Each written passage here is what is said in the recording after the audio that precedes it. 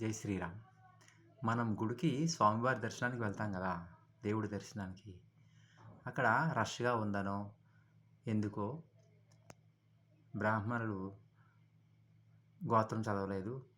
గోత్రమే చదవలేదు అది ఇది అనుకోలేకుండా ఏ కారణం చేతన్నా వాళ్ళు చదవకపోతే మీకు అసంతృప్తిగా ఉండకుండా మీరు సమర్పించేటప్పుడే, మీరు అరటిపళ్ళు కొబ్బరికాయో ఏమి సమర్పించేటప్పుడే పళ్ళెంలో మీరు మనసులో మీ గోత్రాలు చదువుకుంటూ, అలవాటైతే సంకల్పం, మీకు సంకల్పం చెప్పడం అలవాటు ఉంటే సంకల్పంతో సహా మీ గోత్రంతో సహా ఏ పేరు చెప్దాం అనుకుంటున్నారో అన్ని పేర్లతో,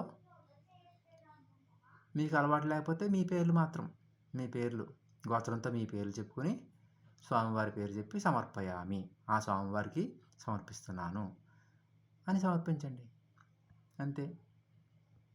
గోత్రం చదవలేదు అనే అసంతృప్తి మీకు ఉండదు. మీ పేరున అర్చన జరుగుతున్నట్టుగా మీకు సంతృప్తిగా ఉంటుంది.